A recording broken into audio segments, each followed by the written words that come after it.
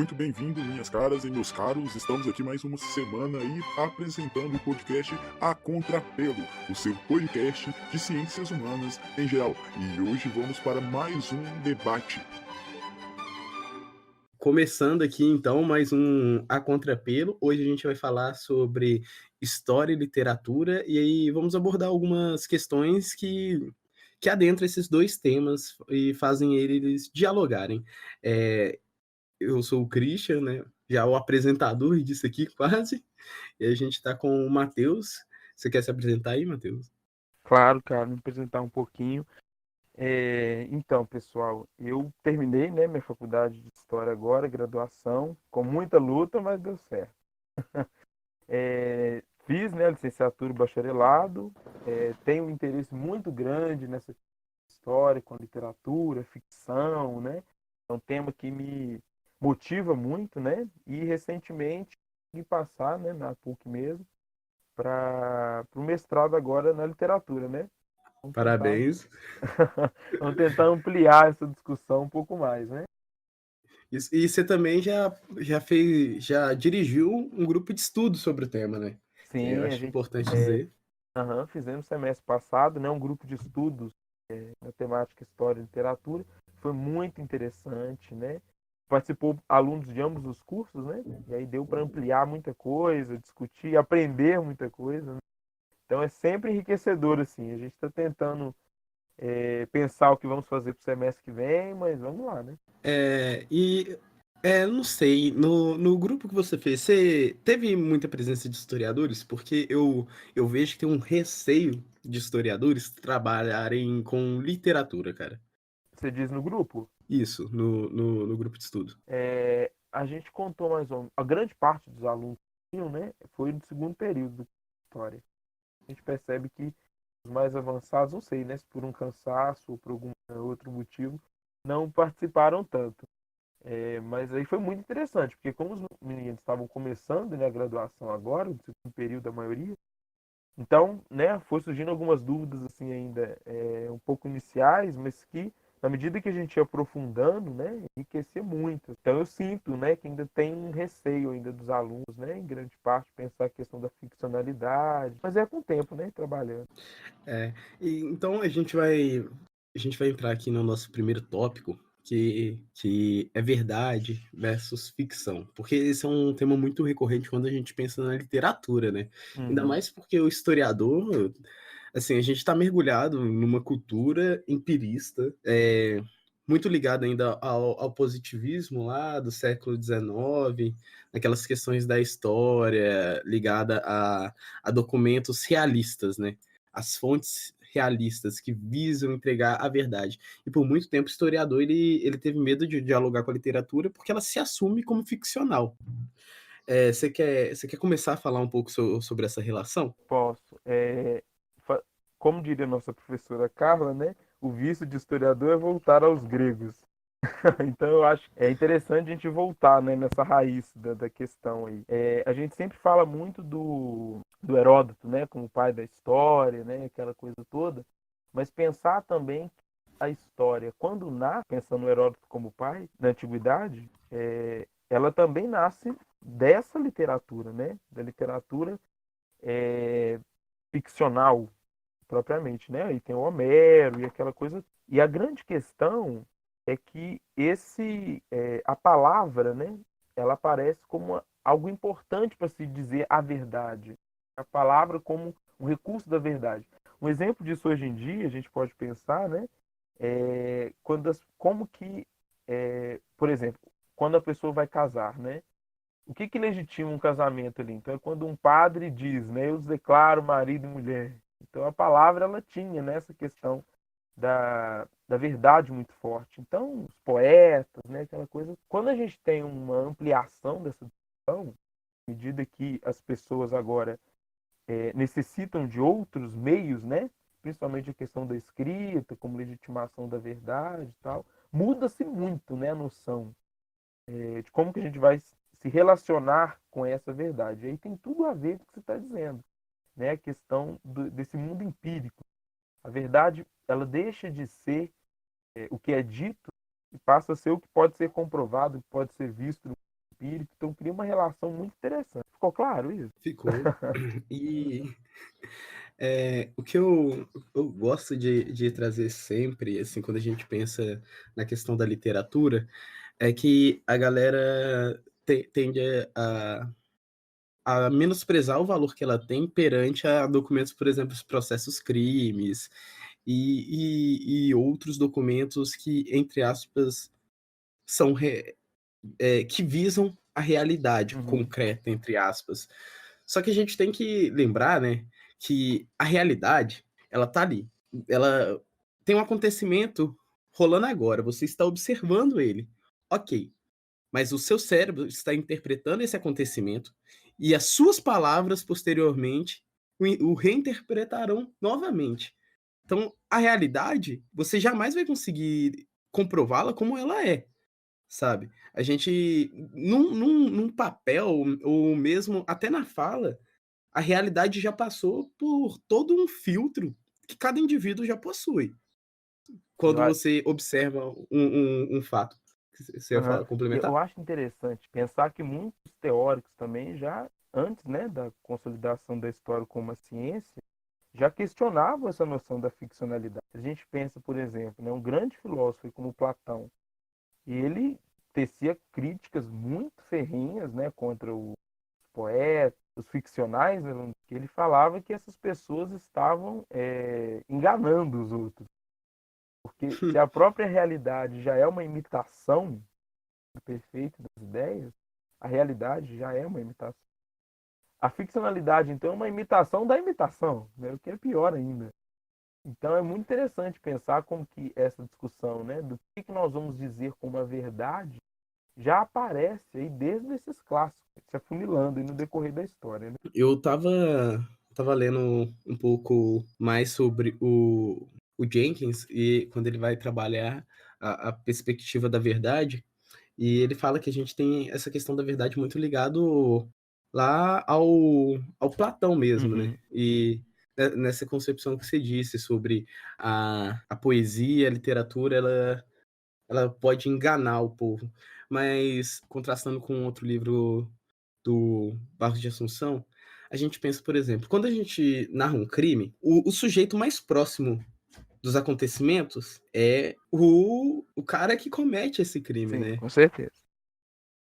E a vítima, se houver. Mas num processo, quando o criminoso for narrar os eventos, ele vai narrar tal como aconteceram, sabe? Ele ou vai haver uma questão ficcional desses eventos, ele vai tentar disfarçá-lo. Ele não vai narrar assim como aconteceu, entre aspas. E isso vale para qualquer coisa. Sempre que você for escrever um documento, sempre que alguém escreve um documento, essa pessoa jamais vai narrar como aconteceu. De certa forma, todo documento é ficcional e não o é. E aí trago aquela máxima lá do Legoff, né? Todo documento é mentira. Cabe ao historiador não fazer papel de ingênuo. E eu acho que isso é bem com essa visão platônica, Uhum. porque o que ele diz é basicamente, em certa medida, todo documento ele é falso. Ele é uma construção imagética de um acontecimento real. Mas ele também tem um fundo de verdade. O historiador, ele tem que ser o cara cético e crítico ao documento para que ele consiga identificar o grau de ficcionalidade que aquele documento possui, para então ele poder fazer seu papel.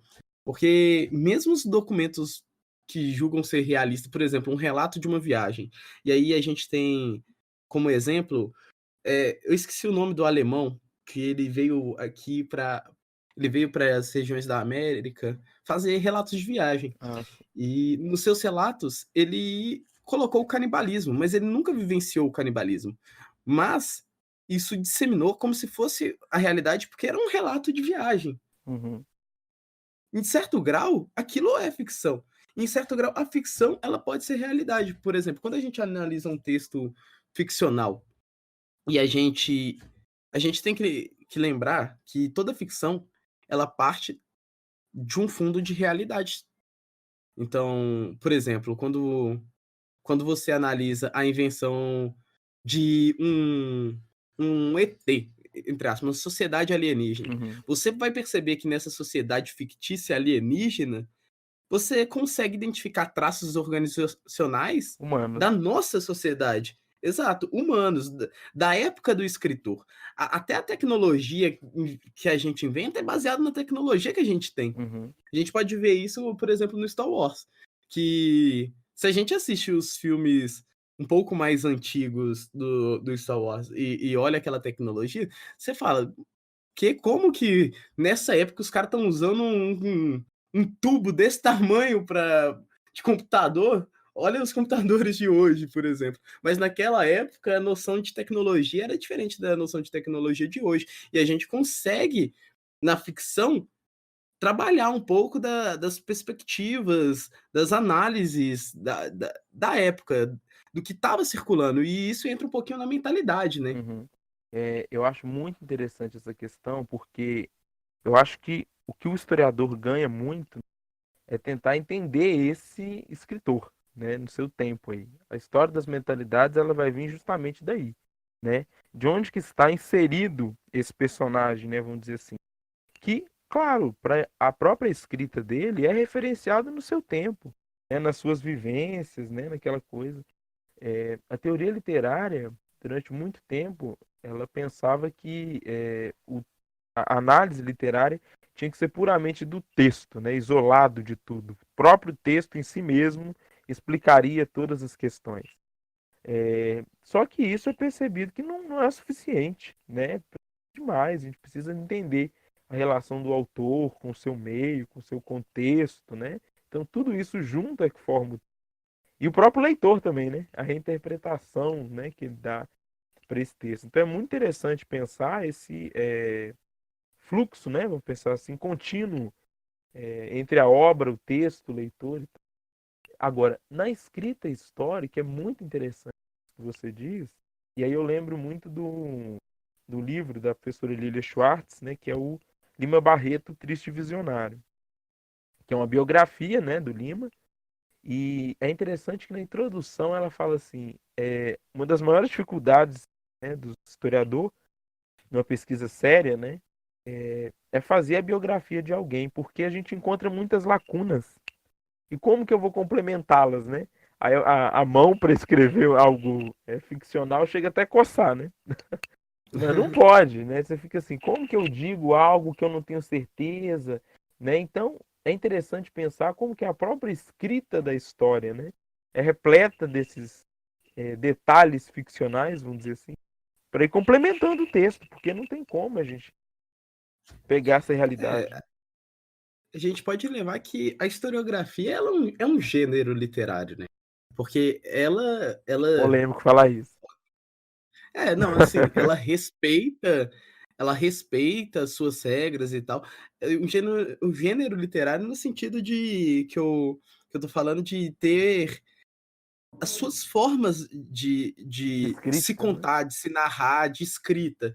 É claro, ao falar isso também eu posso correr o risco de ser interpretado como no pós-modernismo, em que diz que a história em si é uma literatura. É. Não, eu tô falando assim, da escrita historiográfica. Ela respeita um formato, ela respeita uma forma de narração e tal. Ela tem suas regras. Ela inclusive permite determinados pontos ficcionais, desde que isso não altere o conteúdo das fontes, Uhum. que isso que não, porque para o historiador não importa se em Dom Pedro se levantou às 6 da manhã num dia ensolarado, Não faz diferença. mas assim, o objetivo do historiador diretamente não é os acontecimentos assim brutos, né, Uhum. lineares, de um corriqueiros. É os sentidos e os significados por trás desses acontecimentos. Então, se o historiador ele quer elucidar alguma coisa, ele até chega a ter um grau de permissão para dar essa incrementada na história. Mas ele não pode inventar com uma ficção que lhe permite, tipo assim, muito mais você ter uma liberdade criativa. O historiador, ele se prende muito mais às fontes. Uhum.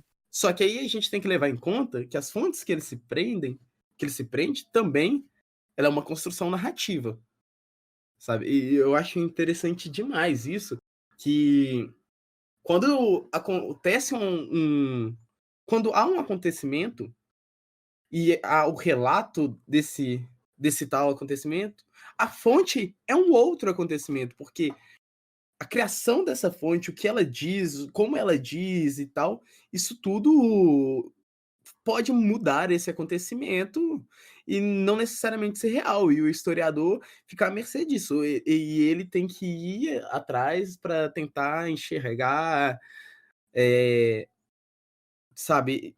Ele precisa fazer todo um processo meticuloso para não se deixar enganar.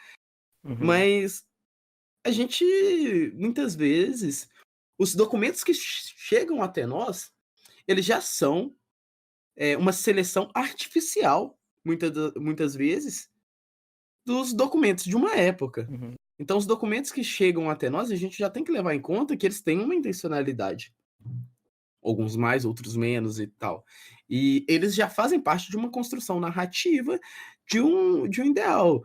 Então, por exemplo, a gente vai ter muito mais documentos do Estado em determinados períodos do que fontes que hoje nós valorizamos muito, que é aquelas fontes do povo mesmo, sabe? As outras formas, porque em um certo momento, para a narrativa histórica, as fontes do Estado eram privilegiadas e o Estado em si Uhum. queria fazer uma narrativa histórica sobre isso, e os historiadores compraram. Então a gente tem uma historiografia mais antiga que basicamente legitimam o Estado, faz com que esse Estado seja exaltado a partir do que a gente tinha de conhecimento sobre historiografia. E eu acho que a teoria literária ela incrementou muito a história, no sentido que hoje a gente consegue identificar isso e a gente consegue fazer outras histórias porque a gente percebeu que as fontes do Estado são tão imaginadas ou tão inventadas quanto qualquer outra, E é sabe? interessante pensar isso porque toda leitura já é uma releitura, né? Então, Uhum. a gente contemporaneamente relendo esses textos, aí é uma releitura da releitura. Ou seja, tem que estar muito atento a tudo isso, né? Na minha monografia, né, defendida com muita luta recentemente, eu usei como fonte, basicamente, jornais. E aí o discurso é mais aparente ainda, que eu estou querendo informar, formar leitores, formar opiniões, né? A função do jornal é essa, além de informar. Então tem todo um aparato ali muito interessante de como que essas pessoas compreendem, né, o mundo que as cerca, que elas levam.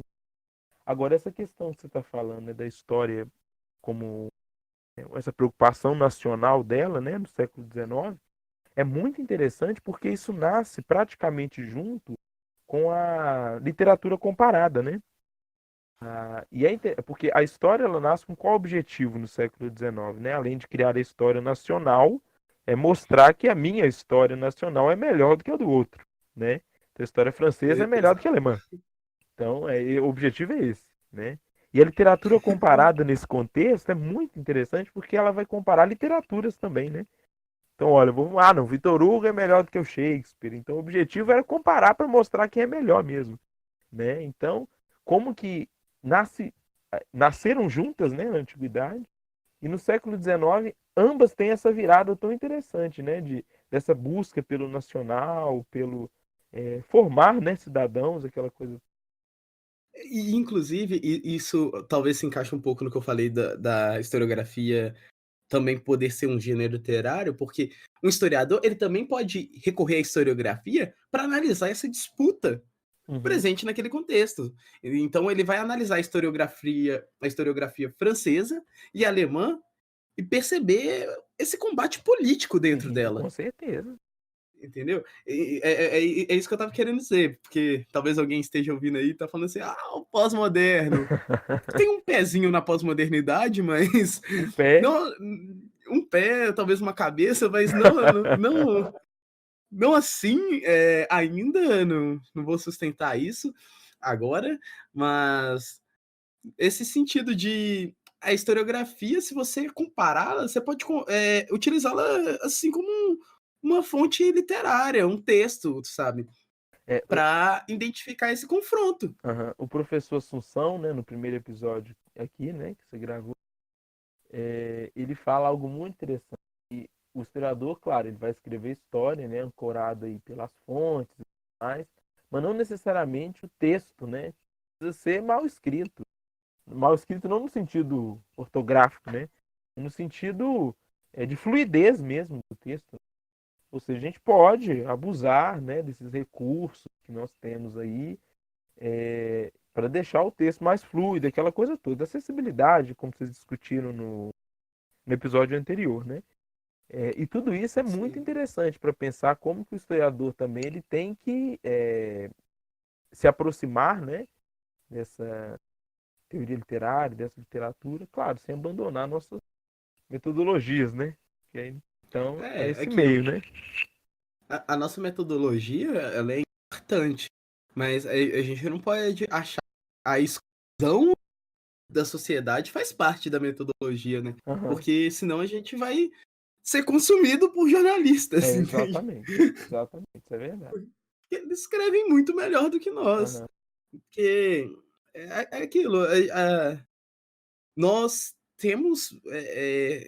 Os historiadores escrevem de forma muito técnica, com medo, sei lá, de serem considerados literatos Uhum. ou algo parecido, porque eu não sei se Parece você que é vai um concordar crime, né? comigo. Você ser comparado aos literários.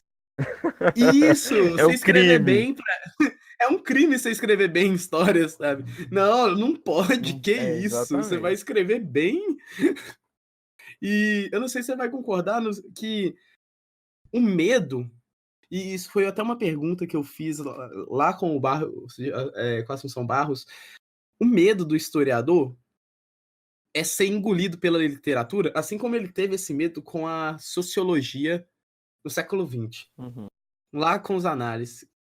Eles tinham medo que a história fosse engolida pela sociologia, e hoje os historiadores parecem que têm medo da história ser engolida pela literatura nesse diálogo, sabe? Entendi. Porque às vezes eu percebo que a literatura, a teoria literária, ela aborda coisas que a historiografia tá a reboque ainda, sabe? É, Parece as que mudanças na o história historiador. demoram a acontecer, né? É isso, o historiador, ele não quer discutir a teoria.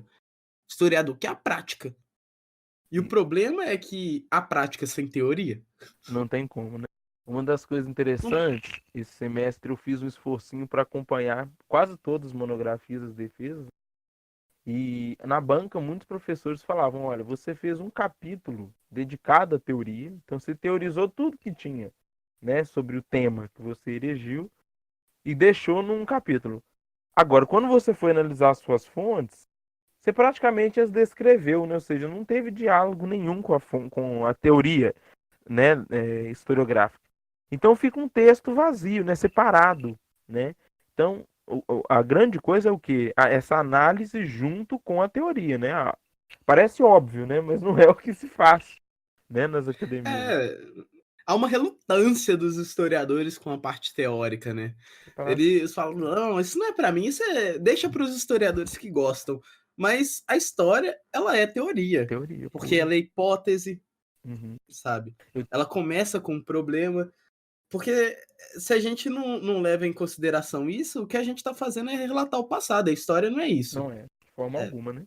a É, história é os significados e tal. eu tenho um amigo meu da geografia, no FMG, que uma vez a gente conversando, né, sobre isso, ele foi e falou assim que ele pensou já em fazer história, mas decidiu não fazer, que era um curso muito teórico, ou seja, a gente fica teorizando demais, mas na prática a gente pouco faz, né? E isso tem uns anos que ele me disse isso, e na hora eu fiquei sem responder, eu fiquei sem saber o que responder, né? Porque ele fala, não, mas a sociologia é prática, né? Tem um problema e a gente resolve. Agora, a gente na história fica pensando muitas coisas, né? E por essa falta de teoria, né, em alguns trabalhos, acaba por ficar uma descrição mesmo, né? A gente questiona tanto, mas acaba que é o que prevalece na maior parte da historiografia, né? Produzida, né? Contemporaneamente, porque as pessoas têm esse medo mesmo, né? Gosta de dizer. Tipo assim, parece que a história é pegar diversos acontecimentos de uma mesma época e aí você vai juntando todos eles e dando sentido. Uhum. Mas você pode fazer isso, não estou falando que não pode, mas para você fazer isso, você precisa ligá-los. Uhum. E se você consegue ligá-los de uma forma que eles estabelecem relações com a teoria. Senão, você só está jogando argumentos ao vento. É. Sabe? Você está fazendo uma história descritiva. Exatamente. E hoje a gente não tem uma história descritiva, a gente tem uma história Problema, né? narrativa. Exato. É uma história. E eu tava lendo esse livro do Fontes Históricas do Assunção, e ele fala: a gente tinha lá com o positivismo, sem documento não há história. E a gente tem com o Febvre lá, sem problema não há história. E o que a gente pode ter a certeza é que ambos têm que estar em diálogo. Uhum. Não há problema sem documento e não adianta ter o documento sem haver um problema. Uhum. Você precisa estabelecer esses diálogos. Esse parâmetro, né? Senão, exato. Eu vou aproveitar Senão, que o você que é falou do isso? Febvre e puxar para o lado literário, né? O Febvre, ele foi um dos primeiros historiadores assim a pensar o texto literário como uma fonte histórica. Isso já na primeira metade do século XX. E por ele ter dito isso, né, eu imagino que nos meios mais tradicionais da época foi bem apedrejado, né, como se diz. Porque o Febvre ele teve uma sacada muito interessante que ele tentou compreender. Esse é um desafio do historiador, né? Por exemplo, um parêntese aqui, quando nós vamos discutir algo estrutural, né, é muito mais simples a gente pegar algumas fontes ali, oficiais, né, dá para fazer e tal. Mas quando você vai partir para a perspectiva cultural das mentalidades, essas fontes são insuficientes, né, para tentar discutir essa questão. E o Febvre, ele tenta, né, um livro famoso dele, que é O Problema da Incredulidade no Século XVI, né, que ele vai tentar estudar uma espécie de, como se fosse, não é um ateísmo, né, porque ainda não existe essa palavra, é uma, as pessoas que começam a duvidar da existência de Deus, vou colocar assim. E ele tenta estudar isso por meio de fontes literárias, né, do Rabelais, que escrevia, né, vários livros na época, né, literários. Esses livros dele chegou a ser proibido pela igreja, proibidos pela Sorbonne, inclusive, universidade. E nesses livros ele falava, questionava a igreja, questionava, né, o status quo da época, aquela coisa toda. E o Febvre falou: olha, eu vou tentar entender o que as pessoas estão pensando, né, sobre a religiosidade, né, incredulidade no século XVI, através desses romances. E é muito interessante porque o Febvre aí, ele tenta compreender o que a gente chamaria hoje de uma mentalidade coletiva, né? Uma psicologia coletiva. O que essas pessoas estavam pensando sobre, né? É muito legal o acesso que a literatura nos permite, mesmo sendo um texto ficcional, a acessar essas perspectivas, essas mentalidades, né? Aqui no Brasil a gente faz isso exaustivamente com Machado de Assis. Mas tem outros personagens também que dá para fazer, né? Então é muito Sim. interessante isso. A literatura, ela preenche lacunas, Claro. né? É muito importante, porque a gente acredita que só o político é importante, só o econômico e tal, mas Uhum. não é bem isso. A sociedade não se constitui só do político e do econômico. Sem Você dúvida. pode considerar isso aí mais importante, ok, é um direito seu, enquanto historiador, fazer essa história. mas a gente tem que entender que a história ela é o estudo dos homens no tempo e ela se dá a partir da sua criação. Então, as relações culturais, o simbólico, as suas práticas de vivência são importantes. A gente não pode descartar isso em sacrifício de, sei lá, uma história política, Então, com sabe? certeza. Não, a história tem que abordar tudo, E é sabe? interessante porque é o que a história nova vai dizer, né?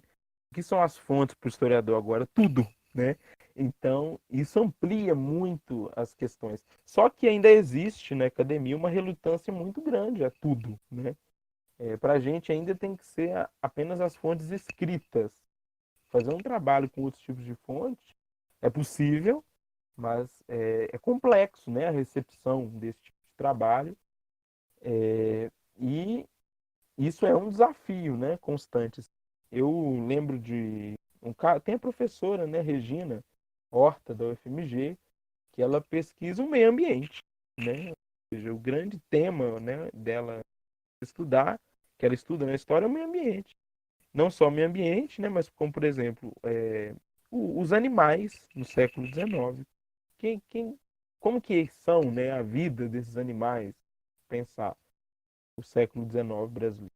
Então, esse é um tipo de pesquisa que ainda é muito recente, né? E eu lembro que em um dos eventos que nós tivemos recentemente na PUC, estava um livro, né, lá no stand que era a história da água. E aí eu achei muito interessante. Interessante sim, né? Não sei se eu compraria. Mas, tá vendo? A gente fala da relutância, mas né? Mas é um tema interessante. O cara ele tá pensando o que é o uso da água no decorrer da história. Então, o que é a água na antiguidade, a água na Idade Média. E conversando com um amigo, né, que fez o grupo de estudos esse semestre, o João, segundo período também. Ele comprou o livro, né? Aí depois a gente comentando, ele falou assim: não, mas quando falou em ampliação, eu entendi, era para ampliar. Mas até a água, né? Ou seja, ampliou demais, né? Então a gente tem que ficar pensando agora com os limites, né? Essas questões. Isso talvez entre um pouco na história, dialoga com a geografia, né? Claro. E que o próprio Febvre já fazia. E o também, que é a história do ambiente, em que ele vai falar de estruturas de um tempo de longa duração, em que Uhum. envolve a paisagem. Porque a paisagem, ela também é uma fonte histórica. E Claro.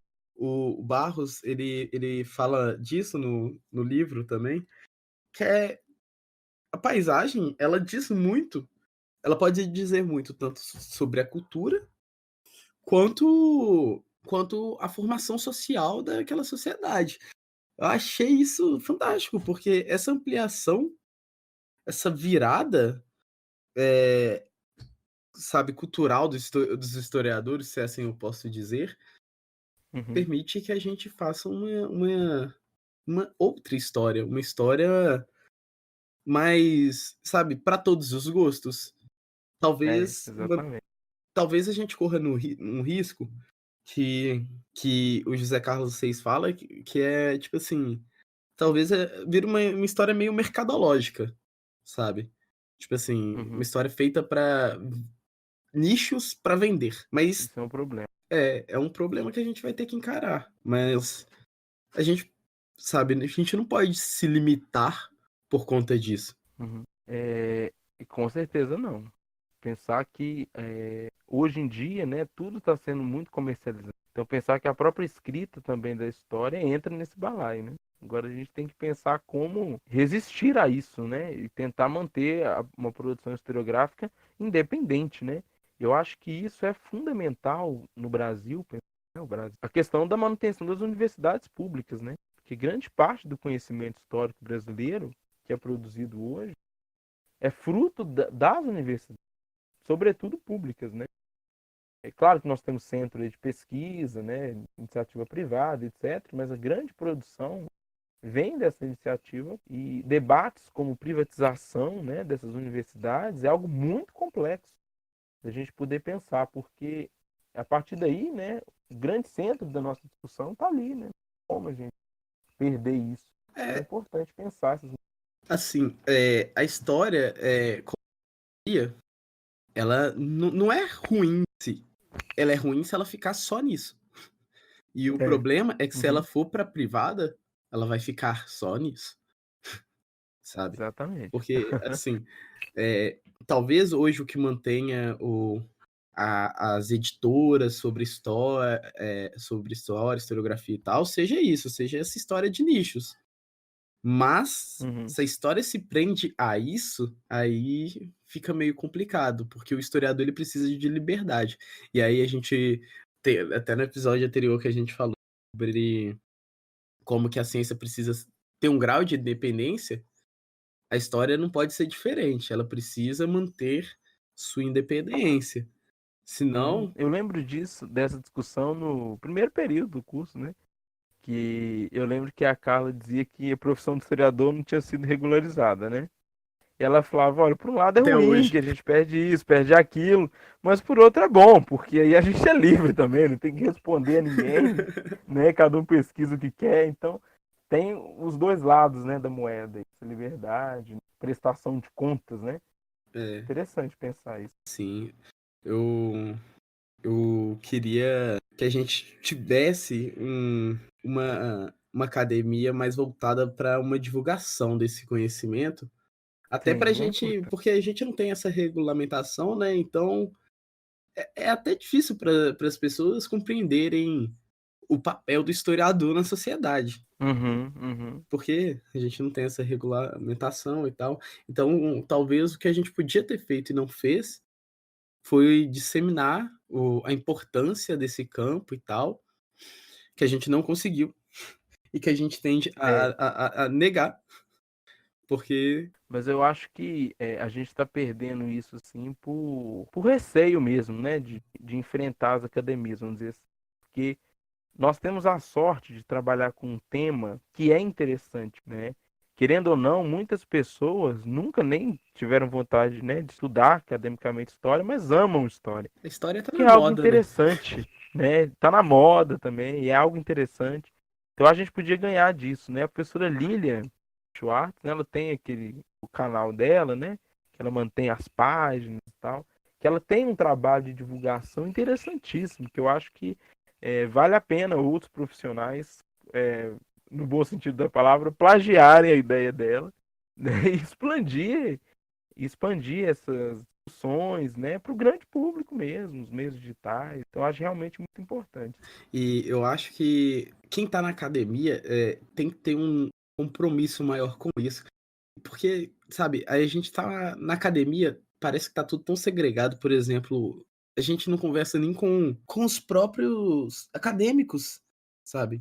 Por exemplo, a gente tá aqui falando sobre história e literatura, mas é difícil um historiador e um literato conversarem na academia. Você vê que é meio separado. Há as exceções, mas parece que, tipo assim, não. A história, os discentes de história, eles não dialogam com os discentes de letras, Uhum. não dialogam com os discentes de pedagogia, de geografia, mas quer ser interdisciplinar.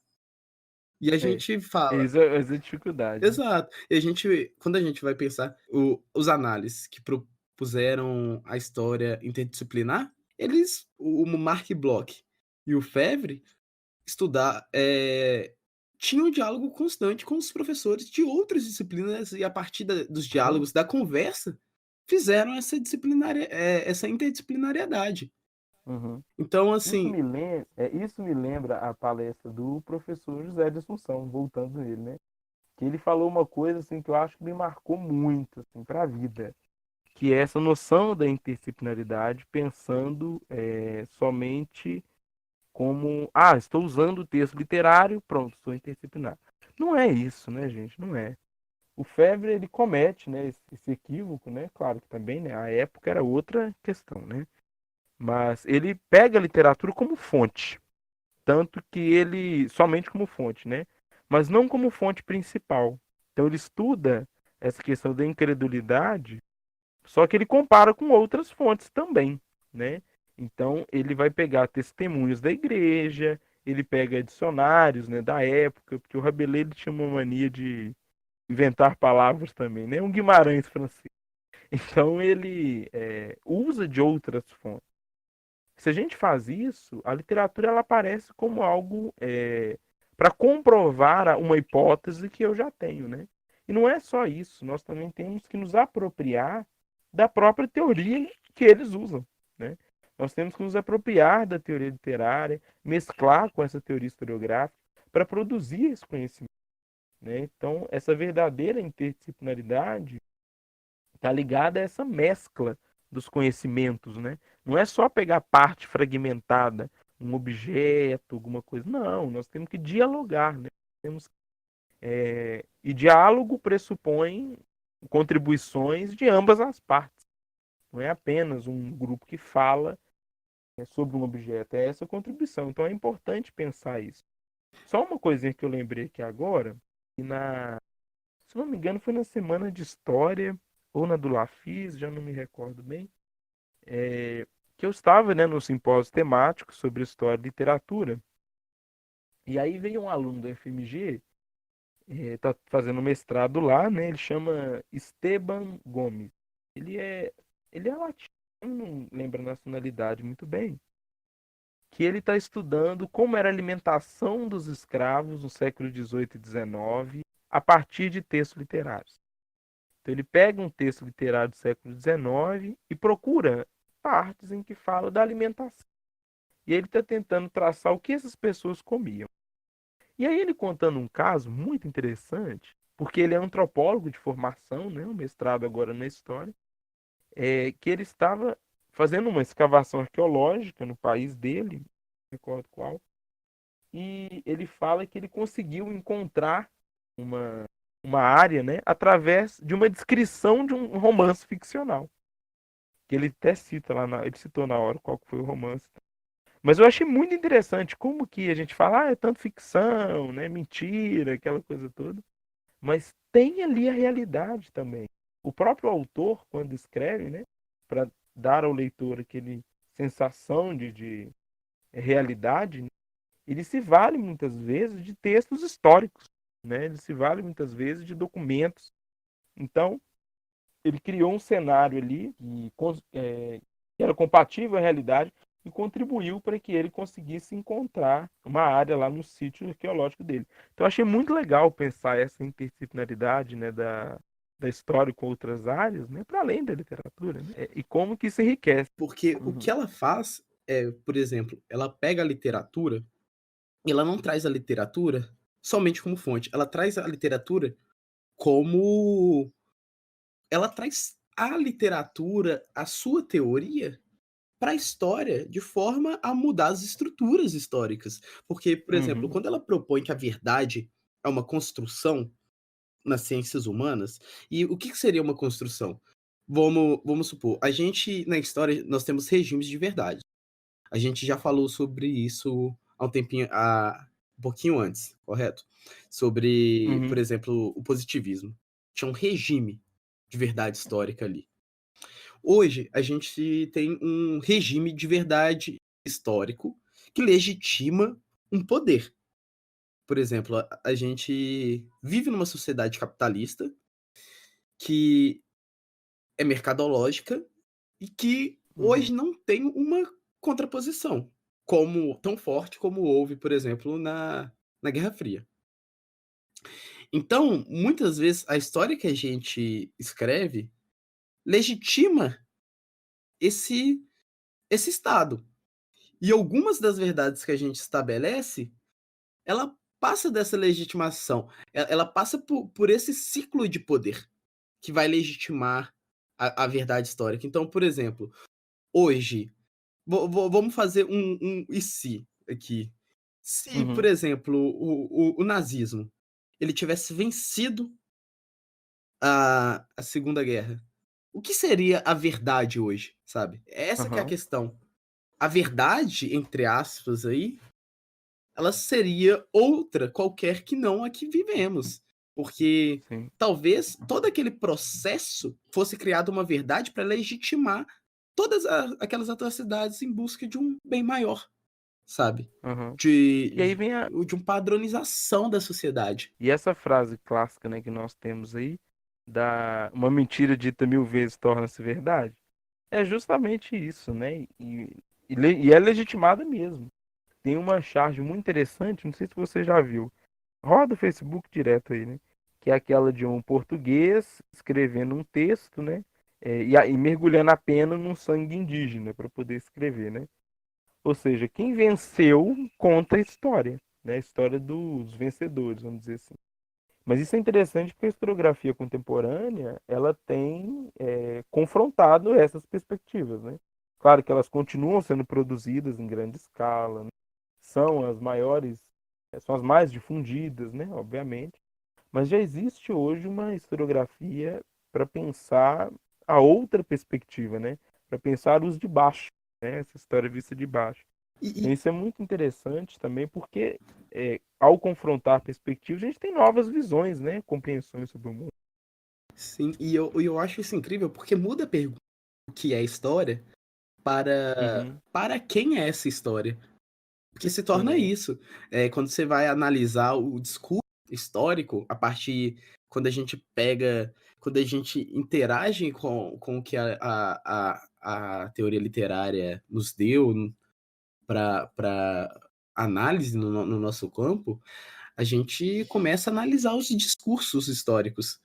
Então, a uhum, gente fala, ué, quem tá contando essa história? A gente começa a trabalhar perspectivas que a gente faz numa análise literária. Então, quem é o autor dessa história? O que ele tá sim, escrevendo? Para quem ele tá escrevendo? Qual que é o objetivo? Da onde ele parte, sabe? A gente começa a trazer a literatura não só como fonte, mas a gente pega a sua teoria e aplica na história.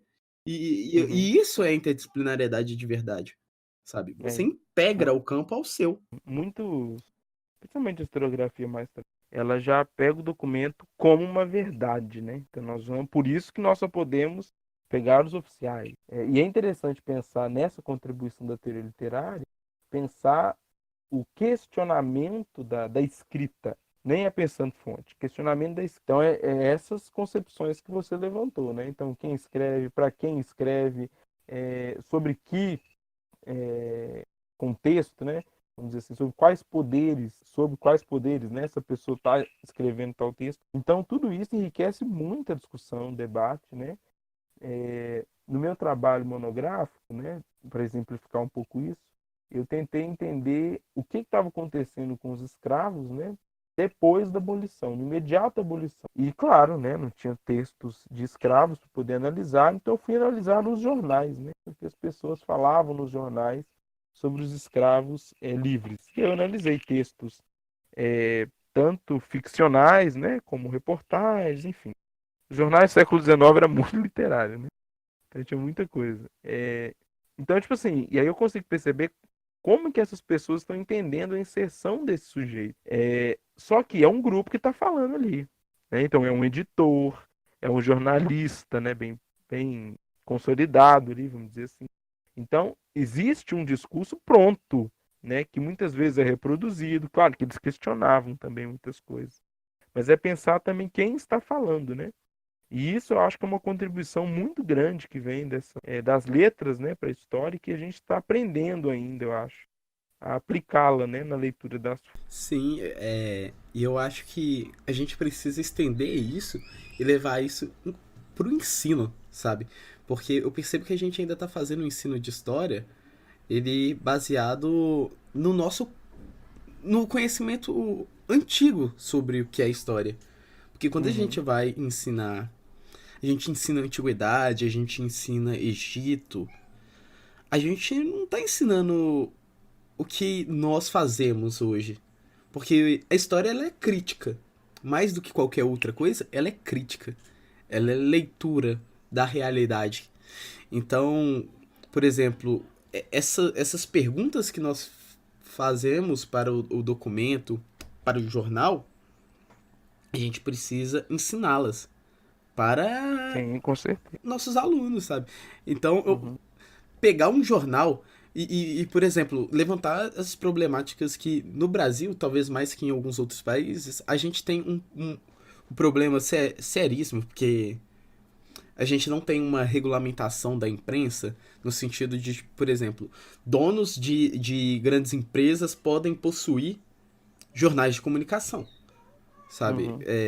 Jornais de comunicação, enfim, é, eles podem propagar notícias, como todas enviesadas e ideológicas, que favorecem seus interesses e particulares, sabe? E sabe, sem nenhuma limitação.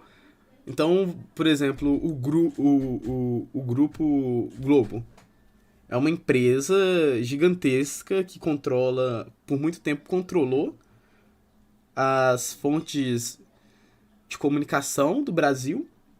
E a gente, para entender o jornal, a gente precisa entender essa estrutura de poder que esse jornal obedece. Claro. De uma alta cúpula que comanda, que tem interesses empresariais. Esses interesses empresariais passam para o caminho editorial.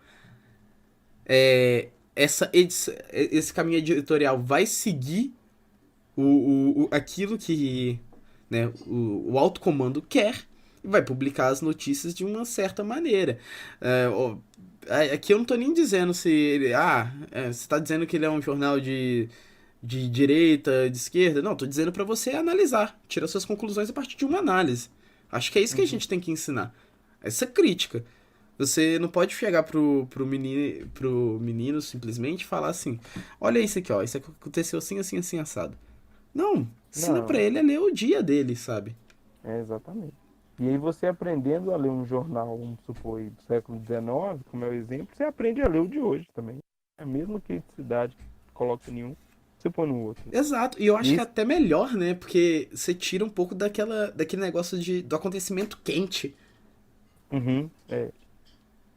E é algo que nós temos muito medo, historiador, né? É, porque a gente é Medo caçado por isso, né? nós temos muito medo de falar do contemporâneo, assim. Eu acho que foi o professor Rodrigo Pato, né, que numa palestra ele disse que se ele pudesse, porque ele estuda, né, o Brasil contemporâneo, se ele pudesse, ele voltaria e estudaria a antiguidade, coisa assim que dá menos problema para ele. Porque é isso, né? Falar do presente é complexo. Mas Ah, é perigoso, mas é também. necessário. Só que talvez. É assim, quando a gente fala do passado, a gente também fala do presente, o historiador, né? Ele sempre parte do presente pro passado. Com Mas toda quando certeza. você pega, por exemplo, o jornal do século XIX, talvez as pessoas mais leigas aí que pedem uma escola sem partido e tal, ele, eles não consigam enxergar como que aquilo se relaciona com o presente. Então a Uhum. gente ensina o aluno dessa forma a ler aquele jornal, a fazer as perguntas certas para o documento. Eu não estou falando que o aluno vai virar um historiador. Eu estou falando que esse papel da crítica documental cabe em qualquer lugar. Uhum. E é interessante pensar isso porque a grande pergunta das escolas, né, dos alunos é essa mesmo. Para que que serve isso? Né? A grande pergunta é, esse pessoal todo já morreu, então para que que eu vou estudar isso, né? Então a gente tem esse desafio de tentar transpor, né, e mostrar, olha, isso aqui que aconteceu, não é que vai se repetir, né? Claro, a história não é assim, mas nos permite pensar alguns elementos do contemporâneo, né? E essa releitura, assim, é muito interessante, contribui muito também, né? Agora, tentar fazer com que as pessoas entendam, né, a importância dessa releitura. Não só da fonte real, né, mas também do ficcional, né, voltando aí à discussão, porque o próprio texto ficcional, né, como nós estamos dizendo, ancorado em verdades, né, embora ficcionalizado, ele nos permite pensar além do que a gente está vivendo, permite pensar outras possibilidades além da própria realidade, né? Então nos dão margem para uma série de discussões. Pensando um exemplo disso, né? Só para a gente não teorizar demais, tem um conto do Guimarães Rosa que chama O Famigerado, é muito bacana, que ele vai falar, né, no interior mineiro, a chegada, né, da polícia, aquela coisa toda. E aí o Guimarães ele vai apresentando como que chegam esses poderes oficiais no sertão, no interior mineiro. E isso é muito interessante para a gente pensar na constituição do nosso próprio estado, né, Minas Gerais, pensando em Minas Gerais, como que se chegam nesses poderes, como que se constitui esse estado em Minas Gerais. Então, a partir daí, que é um texto ficcional, claro, nós podemos pensar outras possibilidades, né, de diálogo, né, de comparação. Então, a todo momento a gente enriquece muito, né, a todo momento, essas outras visões, né, da história, que não é uma visão oficial, né, que muitas vezes os personagens não são os grandes nomes da história, né? São pequenos personagens em uma realidade, né, muito circunscrita que nos permite pensar outras possibilidades, né? Um outro exemplo grande disso também é o Ginsburg, né, com o Queijo e os Vermes. É muito próximo disso, né? Pensar assim, olha, como que a vida de um moleiro na Itália, né, ou seja, a vida de um homem simples do cotidiano, né, na época moderna. Então, é pensar além dos grandes nomes, pensar o simples, né, o cotidiano, né, vamos dizer assim. Nisso a literatura contribui muito, né, contribui muito, porque eu acho que seria muito difícil chegarmos a essas pessoas, uma vez que a maioria não tinha acesso à escrita, né, dificultaria muito. Sim, exato. A gente está chegando aqui a 1 hora, então a gente vai encerrar. Você quer finalizar com alguma fala, alguma coisa? Eu acho que a grande mensagem que a gente pode deixar, né, aquela questão de coisa de final, né, incentivar as pessoas a lerem mais os textos ficcionais, incentivar mais historiadores a lerem a boa ficção, claro, no sentido de que a partir dali outras possibilidades de pensar a história vão aparecer, né? Um texto que me marcou muito a minha vida, assim, por exemplo, foi Os Miseráveis do Victor Hugo, né? Que conta a história de um preso por roubar um pão, né? Fica décadas na cadeia. E a partir daí eu comecei a pensar com outro olhar questão prisional contemporânea, por exemplo. Eu acho que ler esses clássicos nos permite outras visões que vão incentivar as nossas perguntas hoje para o passado. Não adianta você ter um monte de fonte e você não ter perguntas a fazer. Eu acho que eles vão te instigar a perguntar o passado, perguntar as... Eu acho que isso enriquece muito o trabalho do historiador e a gente só tem a ganhar, né? Além de prazeroso, claro. Exato. Eu vou deixar na descrição aí alguma dos livros que a gente utilizou e os artigos. E eu espero que isso possa contribuir com quem se interessa pelo tema. A gente pretende ainda gravar. Esse aqui foi uma introdução de uma série que a gente pretende fazer sobre história e a literatura. Então a gente abordou um pouco superficial os temas, mas apesar que eu acho que alguns a gente até adentrou bem, né? Deu uma aprofundada. Deu uma aprofundada, mas fica aí já o aviso que terá mais. Hoje Então, foi só uma apresentação, uma palhinha. hoje foi um pequeno degustação aí pros. Exatamente. Então, acho que é isso, né? Muito obrigado pela participação aí. E Nada. E até a próxima. até a próxima.